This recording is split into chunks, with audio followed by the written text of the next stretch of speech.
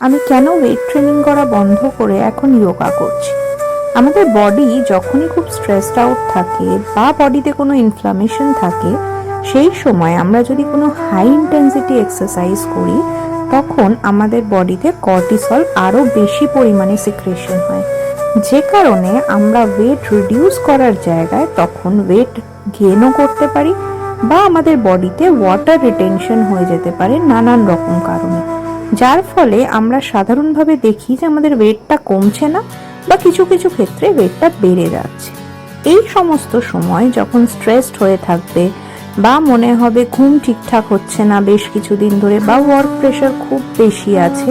সেই সময় weight training এর জায়গায় যোগা করা অনেক better option, because it will reduce your stress and calm your body and mind.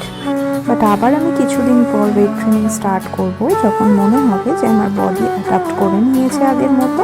And আমার ঘুমও ঠিকঠাক হচ্ছে, আমার স্ট্রেস কমে গেছে, তখন আবার আমি আগের মতো ওয়েট ট্রেনিং স্টার্ট করব।